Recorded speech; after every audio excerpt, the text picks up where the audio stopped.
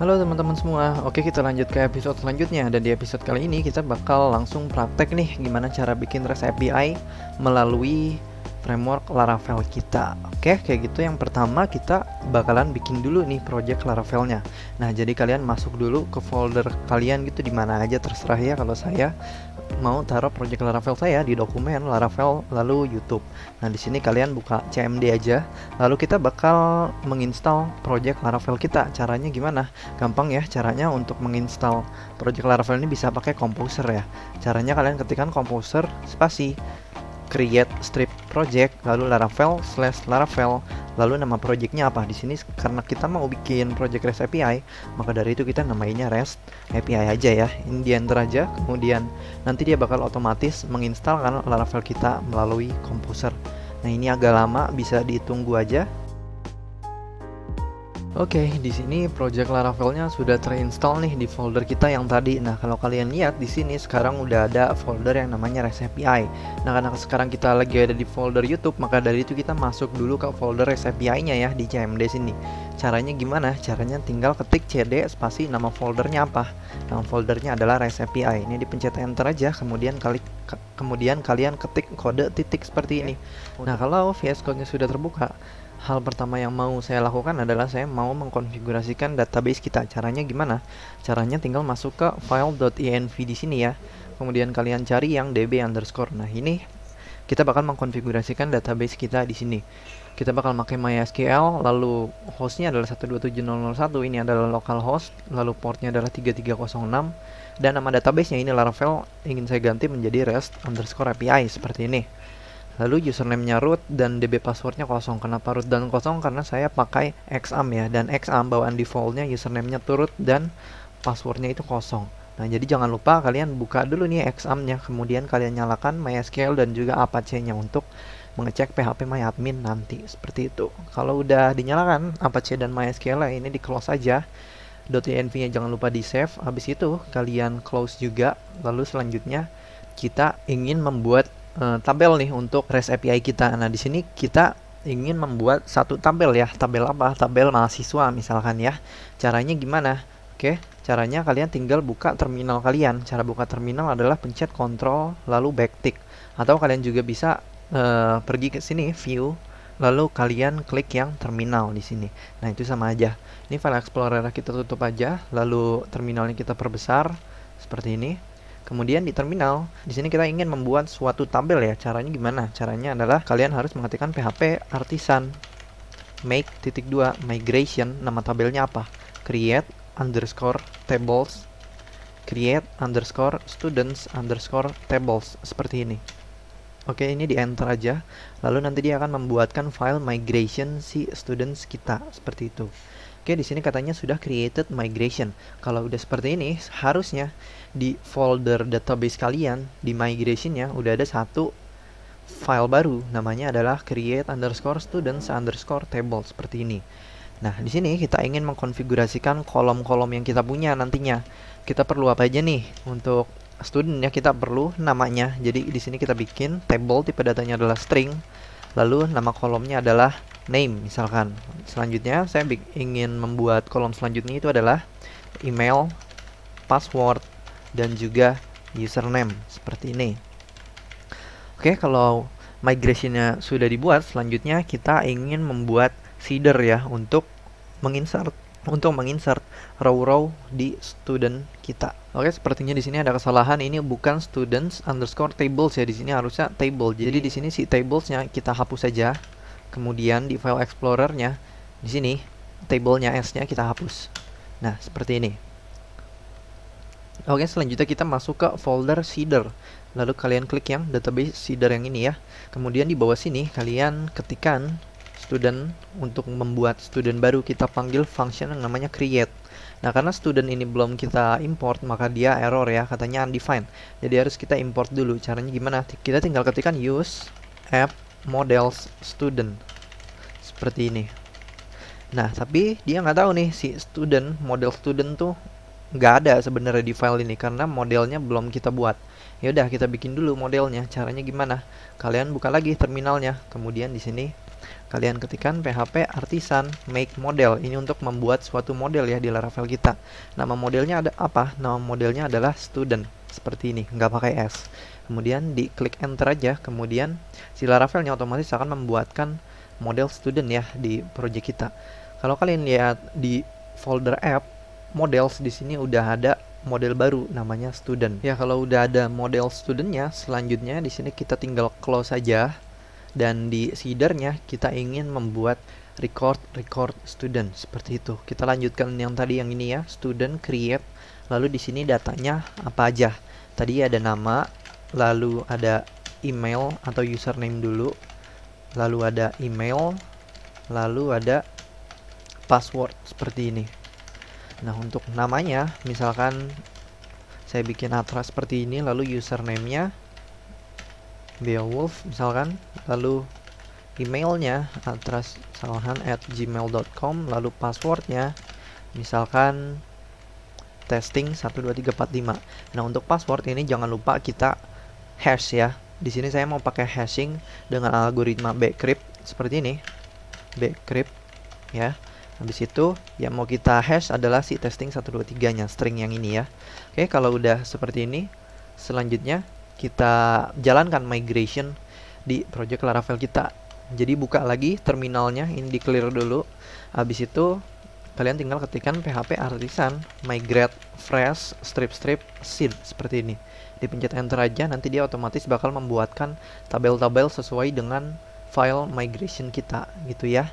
Jadi karena di sini kita udah buat file migration students dan udah membuat seedernya untuk satu student, maka dia otomatis akan membuatkan tabel studentnya dan juga record untuk student kita. Nah, kalau nggak percaya, kalian bisa buka phpMyAdmin ya untuk membuktikan bahwa si record student tersebut sudah masuk ke table kita. Jadi di sini kalian buka dulu yang REST_API. Oh ya, kalau kalian tadi ada error, itu kemungkinan karena table REST_API ini belum dibuat ya. Nah, kalau misalkan sudah berhasil, kalian di sini masuk ke table students. Nah, dan di sini ada satu record namanya Trasalhan, username-nya Beowulf, emailnya ini, dan password yang sudah di hashing. Nah, ini datanya sesuai sama apapun yang sudah kita ketikkan di file migration dan juga seeder ini ya. Oke, selanjutnya kita bakal membuat REST API-nya nih. Caranya gimana? Caranya yang pertama kalian masuk ke folder routes ya di sini. Kemudian karena kita ingin membuat API, maka masuk ke folder yang namanya api.php yang ini. Nah, di sini kita bakal mendaftarkan rute-rute yang ada nantinya ya. Karena kita ingin membuat API tentang student, jadi di sini nanti URL-nya kita bakalan masukin /students seperti itu ya. Jadi di sini kita bikin dulu root-nya, metodenya adalah get ya. Get nih untuk mengambil suatu data. Lalu root-nya kemana? Root-nya ke students seperti ini ya. Kemudian dia akan menjalankan metode yang namanya index di controller apa. Nanti kita bakal punya suatu controller yang namanya student controller seperti ini ya. Nah, tapi sekarang si controller studentnya belum ada, maka dari itu kita bikin dulu nih si controller studentnya. Caranya buka lagi terminalnya, ini clear aja dulu. Habis itu kalian ketikkan PHP artisan make controller. Nama controllernya apa? Nama controllernya adalah controller student controller seperti ini. Student controller. Ini kalian pencet enter aja, kemudian nanti otomatis bakalan dibuatkan satu controller baru namanya student controller.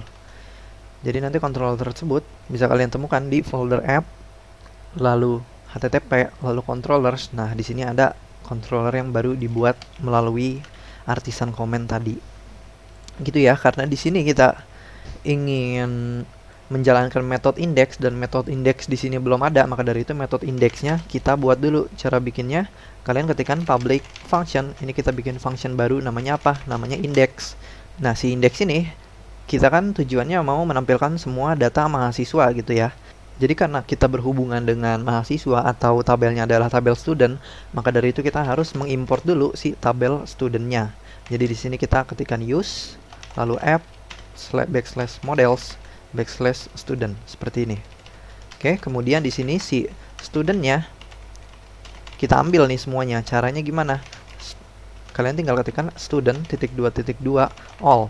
Nah, kalau kalian panggil function seperti ini, nanti si student bakalan nyari itu semua record yang ada di tabel student, kemudian disimpan di variabel yang namanya $students. Oke, setelah studentnya semuanya sudah diambil, langkah selanjutnya kita akan mengembalikan si student-student tersebut ke si user. Caranya, kalian tinggal nge-return response dalam bentuk apa? Dalam bentuk notasi JSON ya nantinya. Kemudian di sini ada datanya dan juga ada status kodenya. Gitu. Tapi karena di sini status kodenya kita bisa ambil dari kelas si response, maka dari itu kita jangan pakai integer seperti ini, melainkan kita pakai kelas response. Kemudian misalkan kita mau mengembalikan status oke gitu. Kalau oke ini maksudnya berhasil. Nah, di sini response juga ada masalah karena dia nggak tahu response ini apa, katanya undefined. Maka dari itu kita import dulu si kelas response-nya. Jadi si request nih kita copy aja, kemudian request-nya ganti jadi response seperti ini ya. Oke, kemudian kita di sini isi datanya nih. Kita kasih message-nya deh. Misalkan message-nya successfully fetched students. Misalkan seperti ini.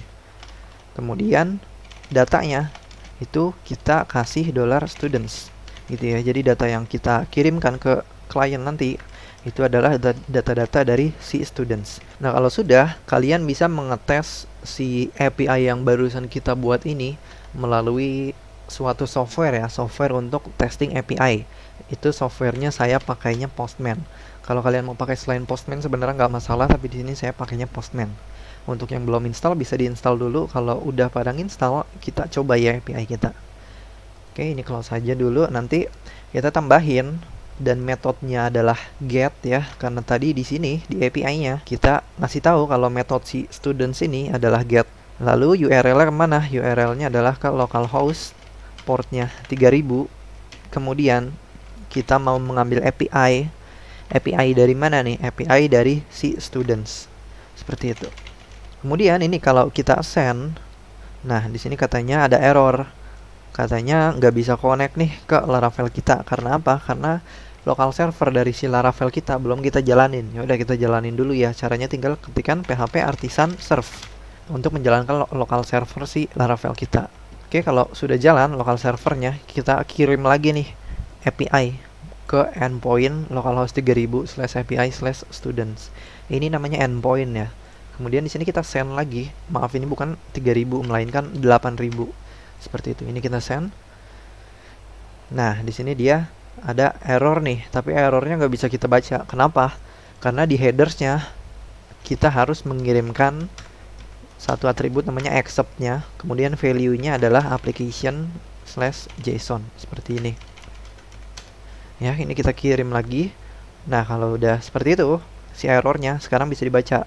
Katanya student controller does not exist. Kita lihat lagi di folder Laravel kita ya. Di sini kita udah punya student controller ya. Jadi masalahnya karena si student controller ini belum kita import di atas ini. Ya udah, kita import dulu. Jadi kita ketikkan use app /http /controllers / si student controller. Oke, kita kirim lagi dan API kita berhasil dibuat seperti itu ya. Jadi di sini dia bakal mengembalikan data. Datanya apa? Datanya adalah semua student. Oke, jadi kita recap dikit dulu ya. Jadi tadi kita udah membuat suatu API, suatu API dengan metodenya get. URL-nya adalah /API/students.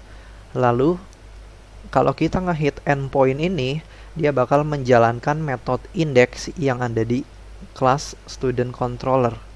Seperti itu ya. Nah, si metode index ini ngapain? Si metode index ini dia cuman mengambil semua data mahasiswa, kemudian ditaruh di variabel students. Habis itu si students ini kita kembalikan responsnya untuk klien ya dalam bentuk JSON gitu. Di sini kita mengembalikan dua data. Yang pertama message-nya adalah ini, kemudian datanya adalah kumpulan studentnya. Kemudian statusnya itu kita ambil dari kelas response. Statusnya adalah oke. Nah, status response HTTP oke ini bernilai 200. Seperti itu ya.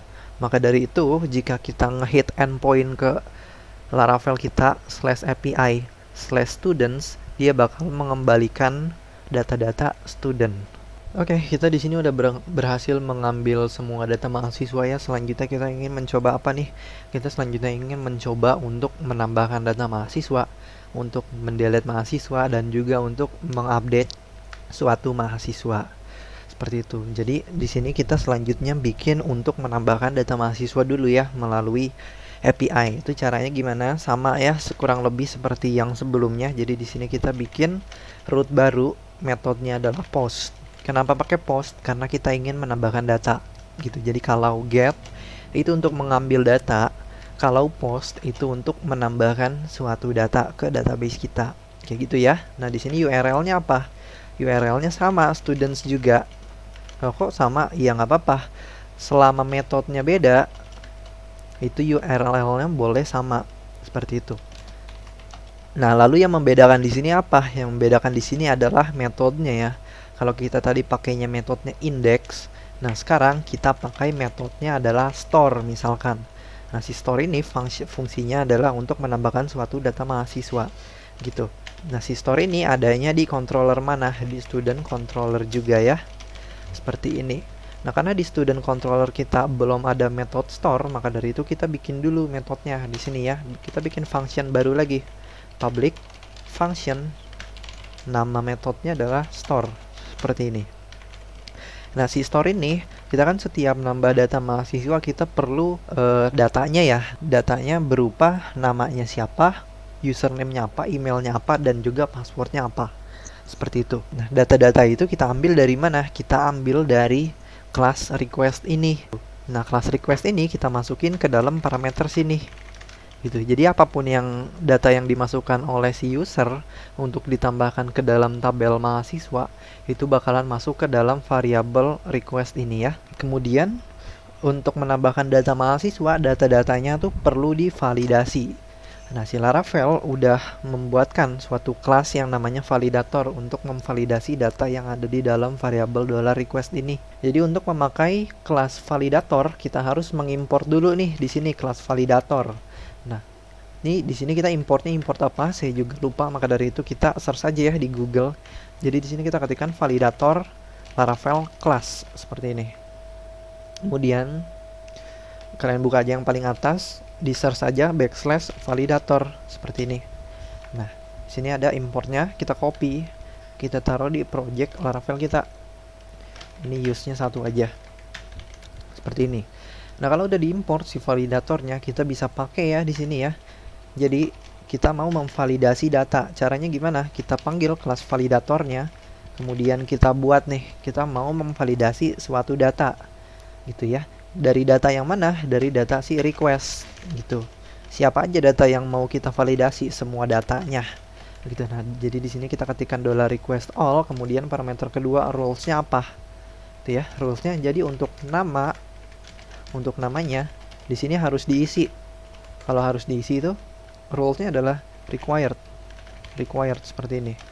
Kemudian selain dia harus diisi, dia juga tipe datanya harus string seperti ini. Kemudian untuk username-nya juga sama ya, username dia required dan tipe datanya juga harus string. Lalu untuk emailnya dia harus required juga, string juga, dan dia harus merupakan email yang valid. Jadi di sini kita ketikkan email _2 rfc, DNS. Ini maksudnya emailnya harus valid. Lalu si email ini dia juga harus unique. Unique itu rules-nya tinggal ketikkan unique seperti ini, _2 tabel mana? Tabel students, kolom mana? Kolom email seperti ini. Kemudian selanjutnya ada password. Ini harus required juga, tipe datanya juga string. Oke, seperti ini ya. Jadi rulesnya tuh namanya harus ada dan dia tipe datanya harus string. Username-nya juga sama, emailnya juga sama, tapi dia harus merupakan email yang valid dan juga harus unique ya. Unique di mana? Unique di tabel students, kolom email seperti itu. Si username-nya juga sebenarnya harus unique ya. Jadi di sini kita kopikan aja. Kita tambahin rules-nya lagi, unique students username seperti ini. Oke, karena di sini kita kasih tahu kalau username itu harus unik, email juga harus unik. Nah, maka dari itu di migration-nya itu kita harus bikin dia unik juga ya. Jadi kalian buka lagi nih di file explorer ke migration sini ya. Habis itu ke student stable. Nah, ini si username-nya dia harus unik. Dan juga emailnya dia harus unik. Di sini kalau file migrations-nya kita ubah, jangan lupa kita seeding lagi nih. Jadi di terminal kalian ketikkan lagi php artisan migrate fresh seed seperti ini. Oke, kalau udah si file migrationnya kita tutup. Kemudian setelah datanya berhasil divalidasi, si validasi ini mau kita tampung hasilnya ke dalam sebuah variabel namanya validator seperti ini. Kemudian kita cek si validatornya berhasil nggak. Cara ngeceknya gini, if $validator fails. Nah, ini artinya kalau ada suatu validasi yang gagal, kita mau ngapain? Gitu. Kita mau mengembalikan response dalam bentuk JSON sama seperti tadi. Kemudian datanya apa dan statusnya kita ambil dari kelas response. Di sini kita kasih http not acceptable, misalkan seperti ini. Oke, datanya apa? Datanya message-nya misalkan failed creating a new student gitu. Kemudian kita kasih tahu nih errornya apa aja. Kita ambil dari mana errornya? Kita ambil dari validator errors seperti ini. Nah, ini validator errors udah dibuatkan ya sama Laravel-nya, jadi kita tinggal pakai aja kayak gitu. Kemudian itu kalau gagal. Nah, kalau berhasil validasinya, apa yang bakal kita lakuin nih? Kita bakalan membuat data mahasiswanya ya. Caranya gimana? Caranya tinggal panggil aja model mahasiswanya, kemudian kita mau bikin suatu mahasiswa, maka dari itu kita panggil metode yang namanya create. Datanya kita ambil dari mana? Datanya kita ambil dari variabel $validator yang sudah tervalidasi datanya. Nah, seperti ini. Oke, ini si validator validated kita simpan aja ya ke dalam suatu variabel, misalkan nama variabelnya validated itu ya. Jadi si validated itu isinya adalah ini. Kemudian di sini kita kasih validated seperti ini. Nah, tapi jangan lupa kalau kita mau membuat suatu mahasiswa, kita kan ngasih password nih di sini. Dan password harus di hash dulu. Gimana cara ngehashnya? Kita tinggal tulisin gini aja, $validated. Kita ambil passwordnya. Password ini mau kita ubah isinya jadi apa? Jadi ini juga, tapi yang udah di hashing. Hashingnya pakai algoritma apa? Pakai algoritma bcrypt seperti ini. Bcrypt dari si validated password seperti ini ya. Oke, karena di sini kita berhubungan dengan memodifikasi database ya, student create seperti ini, maka dari itu kita harus memasukkan si student create ini ke dalam suatu blok try catch, gitu ya. Jadi di sini kita bikin try catch dan si catch parameternya ada exception $e seperti ini. Nah, di sini error katanya undefined. Maka dari itu kita kasih backslash di sini supaya dia tahu si exceptionnya punya PHP seperti itu. Kemudian kita mau ngetry apa nih? Kita mau ngetry si student create ini ya. Dan kalau studentnya berhasil dibuat, si studentnya mau kita tampung di dalam sebuah variabel namanya created student misalkan. Seperti itu. Nah, kalau misalkan si pembuatan student ini gagal, kita mau mengembalikan response juga ya. Dalam bentuk JSON, kita kasih tahu nih ke user kalau pemodifikasian dari database-nya gagal gitu. Di sini kita kasih juga failed creating a new student. Kemudian kita kasih errornya itu adalah $e.getMessage gitu ya. Jadi si error ini kita ambil dari variable exception ini. Apa yang kita ambil? Si message-nya. Nah, kalau misalkan si studentnya berhasil dibuat, kita mau ngasih tahu juga ke usernya, studentnya berhasil dibuat loh, gitu. Jadi di sini kita copy aja yang atas, paste di sini, kemudian message-nya kita ubah menjadi successfully created a student, new student, seperti ini. Kemudian ini bukan error lagi, melainkan student atau data deh. Datanya kita ambil dari variabel $created student, seperti ini. Udah berhasil seperti itu cara membuat function API untuk menambahkan suatu data mahasiswa. Jadi tadi kita udah membuat rutenya, metodenya adalah post, URL-nya ke /API/students, dia memanggil method store yang ada di dalam controller student controller. Si method store ngapain? Si method store dia mengambil semua data yang dikirimkan oleh klien. Habis itu data yang ada di request ini kita validasi berdasarkan validator. Validator ini bawaan Laravel. Oke, rulesnya sedemikian rupa. Kemudian jika ada data yang gagal validasinya, ini ya, dia bakal mengembalikan respons yang memberitahu ke si user kalau validasinya gagal. Kemudian errornya kita ambil dari variabel validator dan method errors. Gitu. Tapi kalau validasinya berhasil, kita ingin mengambil data-data yang tervalidasinya. Jangan lupa passwordnya kita hashing dulu pakai algoritma Bcrypt. Habis itu kita coba untuk membuat suatu mahasiswa baru ke dalam database kita. Kalau gagal, kita kasih tahu lagi ke usernya, gagal nih ngebuat studentnya, errornya apa? Errornya kita ambil dari exception yang di atas. Apa yang kita ambil? Si message errornya. Nah, tapi kalau misalkan berhasil, kita kasih tahu juga ke user kalau si studentnya berhasil dibuat. Datanya adalah data student yang baru dibuat, seperti itu. Nah, jadi kita coba nih API yang barusan kita buat pakai Postman lagi ya. Di sini ditambah lagi aja URL-nya ke localhost sama kayak tadi, portnya 8000/API/students juga. Kemudian metodenya di sini bukan get, karena kalau get nanti dia bakalan mengembalikan semua mahasiswa. Karena kita mau menambahkan, metodenya itu adalah post seperti ini. Kemudian di sini kalau langsung kita send ya, dia bakalan mengembalikan error. Katanya failed creating a new student. Si namanya harus diisi, username, email dan passwordnya juga sama. Maka dari itu di sini kita isi dulu namanya siapa, terus username-nya apa, emailnya apa, dan passwordnya apa, seperti itu. Misalkan namanya Jonathan Putra, nama bukan di username, sorry. Username misalkan jojo123, emailnya jojo@gmail.com, passwordnya testing12345, misalkan seperti ini. Ini kita send lagi. Nah, katanya di sini gagal membuat student karena kita belum menangani mass assignment-nya untuk model student. Ya udah, kita bikin dulu untuk penanganan si mass assignment-nya di model student. Jadi di sini kalian buka file untuk model student, itu adanya di app models student di sini ya. Nah, di sini kita kasih variabel baru namanya guarded. Dia access modifier-nya adalah protected. Gini, jadi kita bikin protected guarded. Apa aja yang mau kita lindungi, kolom-kolom apa aja.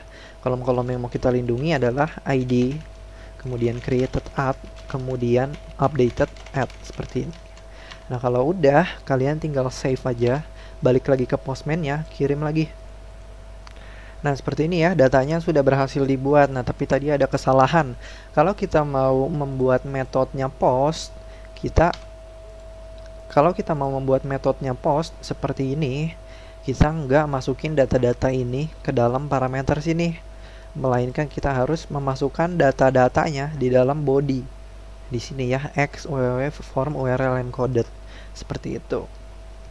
Harusnya jadi yang tadi data-data yang di sebelah sini kalian pindahkan ke dalam body, seperti itu ya. Oke, kurang lebih kayak gitu aja untuk menambahkan suatu data ya, API untuk meng-create suatu student ke dalam tabel student kita. Oke, untuk pembuatan student udah berhasil, selanjutnya kita bakalan bikin apa lagi nih? Kita bakalan bikin untuk mengupdate suatu student ya. Jadi di sini ini si post student ini kita copy aja. Kemudian metodenya kita pakai put. Put maksudnya apa? Put maksudnya kita ingin mengubah data dari suatu student gitu. Nah, studentnya yang mana? Studentnya kita seleksi berdasarkan ID-nya dia, kayak gitu. Kemudian metode yang kita pakai di sini adalah metode si update. Nah, karena metode update ini belum ada di controller student, makanya kita bikin lagi ya. Taruh aja paling bawah ya. Public function metodenya update. Kemudian di sini karena dia berhubungan untuk merubah suatu data, artinya kita harus punya variabel request-nya seperti tadi. Kita copy aja, paste ke sini, dan juga kita harus melakukan validasi terhadap data si request ini ya. Karena logiknya sama, jadi di sini kita copy aja nih dari atas sampai bawah seperti ini. Kemudian kita paste di sini. Jadi dia melakukan validasi, terus jika ada error, dia kasih tahu errornya apa. Kemudian kalau berhasil, kita ambil data yang sudah tervalidasinya, jangan lupa passwordnya di hashing dulu. Kemudian kita coba lagi pakai blok try catch untuk mengupdate si student tersebut, gitu ya. Nah, jadi di sini blok try catch juga kita copy, taruh di bawah seperti ini. Lalu kita harus mengambil student yang ingin kita update. Cara mengambilnya gimana? Cara mengambilnya seperti ini. Jadi di sini kita bikin variabel namanya student. Itu kita ambil dari model student. Kemudian kita cari studentnya ya, find or fail. Kita ingin mencari student yang ID-nya itu $ID. Nah, tapi si $ID ini nggak tahu dia apaan. Maka dari itu kita harus menambahkan parameter di sini $ID seperti ini. Nah, $ID ini dari mana? $ID ini dari URL tadi ya, dari sini. Jadi misalkan kita masukin endpoint /students/2 kayak gitu. Nah, si 2 ini bakalan masuk ke dalam ID sini. Ya. Jadi nanti dia bakalan mencari student dengan ID 2 gitu. Nah, si studentnya mau kita apain? Si studentnya mau kita update berdasarkan apa? Data yang sudah tervalidasi. Seperti itu. Kalau misalkan gagal, dia bakal mengembalikan error dalam bentuk JSON juga. Tapi kalau berhasil, kita kasih tahu nih kalau mengubah datanya berhasil. Gitu. Jadi di sini message-nya kita ubah jadi successfully updated as student. Kemudian datanya itu adalah $student. Oke, kalau metode update-nya sudah berhasil kita buat, selanjutnya kita coba lagi ya di Postman. Tadi kan kita udah punya data student apa nih? Kita tadi kan udah punya beberapa student ya. Yang pertama si Atras, kedua si Jonathan Putra. Misalkan kita mau ngubah data si Atras ini nih. Jadi kita ubah data mahasiswa dengan ID-nya 1, namanya mau kita ubah misalkan jadi Nabil gitu ya. Jadi di sini kita tambahin lagi satu tab, kemudian metode kita ganti jadi put. URL kita mau ke localhost 8000 API students ID-nya berapa? ID-nya 1 misalkan. Nah, kemudian kita pergi ke body seperti tadi, ke xww form URL encoded, kemudian data apa yang mau kita ubah? Yang mau kita ubah misalkan data namanya gitu. Namanya mau kita ubah yang tadinya Atras jadi Nabil Raka Dwitya. Di sini kita send dan di sini masih ada error harusnya. Gitu. Kenapa? Karena si username, email, sama passwordnya nih katanya required. Nah, sebenarnya kalau kita mau ngupdate data itu kan nggak perlu harus diisi. Kita cuma cukup mengisi data-data yang mau kita ubah aja. Itu jadi di sini si required ini kita hapus seperti ini. Kemudian kita coba lagi, kita kirim lagi datanya. Nah, di sini harusnya masih gagal juga ya. Tapi errornya apa nggak bisa kita baca karena si headers yang belum kita tambahin acceptnya application JSON seperti ini. Coba kita kirim lagi dan sekarang katanya undefined array key password. Nah, itu kenapa? Karena di sini kita mencoba untuk mengambil variabel validated dengan indeks password, padahal si password kita nggak kirim di sini ya. Nah, untuk menangani itu kita kasih pengecekan untuk si variabel ini ada apa enggak. Caranya gimana? Kita kasih di sini if iset si $validated index password gitu. Kalau kita ngirimin data password, nah data passwordnya mau kita hashing di sini. Ini coba kita kirim lagi. Nah, katanya successfully updated a student gitu. Namanya yang tadinya Atras berubah nih jadi Nabil Raka Dwitya. Kita lihat lagi di sini kalau kita kirim yang tadinya Atras ya berubah jadi Nabil Raka Dwitya. Oke, kita udah berhasil juga buat update data mahasiswanya ya. Dan selanjutnya kita bakal bikin untuk menampilkan satu buah data mahasiswa dan juga untuk mendelete data mahasiswa. Itu simple aja, nggak terlalu ribet kayak si update dan juga store tadi ya. Jadi di sini kita bikin lagi nih satu rute untuk menampilkan satu data mahasiswa dan juga untuk mendelete satu data mahasiswa. Jadi yang tadi kita copy aja, kemudian untuk menampilkan satu data mahasiswa itu kan kita mau mengambil suatu data. Jadi di sini metode kita kasih get, kemudian kita mau menampilkan data berdasarkan ID dari mahasiswa tersebut. Kemudian di sini metodenya adalah show misalkan. Show ini untuk menampilkan satu data mahasiswa. Si metode show kita bikin dulu di sini ya. Public function show. Oke, di sini gampang ya. Kita tinggal mengambil suatu mahasiswa berdasarkan ID-nya ya. Jadi di sini kita panggil function method find or fail. Terus parameter ya kita kasih $id. $id dapat dari mana? Dari parameter sini ya. Itu. Lalu nanti kalau misalkan studentnya ketemu, di sini kita tampung ke dalam variabel $student seperti ini. Kemudian habis itu kita bakal mengembalikan response. Jadi yang atas kita copy aja, paste ke sini, message-nya successfully fetched a student seperti ini. Kemudian datanya adalah student yang udah kita ambil di atas tadi. Kita coba lagi, kita punya mahasiswa siapa aja. Nah, ID-nya 1 dan ID-nya 2. Kayak gitu. Misalkan kita mau ngambil Jonathan Putra. Itu oke, kita coba. Di sini metode get, tadi ke localhost 8000 API student 1 misalkan. Kita mau mengambil mahasiswa dengan ID-nya 1, kita kirim langsung. Nah, katanya berhasil nih ngambil data mahasiswa si Nabil. Kalau ID-nya 2 gimana? Kalau ID-nya 2 harusnya data yang keambil adalah data Jonathan Putra. Kayak gitu. Oke, itu untuk mengambil satu data mahasiswa. Selanjutnya juga sama ya. Kita ingin menghapus satu data mahasiswa. Misalkan nama fungsinya adalah destroy. Seperti ini. Kemudian metodenya adalah delete. Seperti itu. Jadi kita mau mendelete satu mahasiswa berdasarkan ID-nya. Gitu. Jadi kita ke student controller dulu dan bikin function baru satu lagi namanya destroy. Gitu ya. Sini kalian bikin satu function baru namanya destroy. Kita ambil dia berdasarkan ID-nya, kurang lebih sama seperti yang di atas. Kita ambil dulu studentnya berdasarkan ID yang dipassing dari parameter. Kemudian kalau si studentnya ketemu, si studentnya kita delete dari database. Kemudian kita kembalikan response juga seperti ini, message-nya successfully deleted as student with ID $id seperti ini. Datanya dihapus saja. Kita coba lagi, get ganti jadi delete. Nah, kalau kita tulis kayak gini, kita artinya mau menghapus mahasiswa dengan ID 2. Seperti itu. Ini coba kita kirim.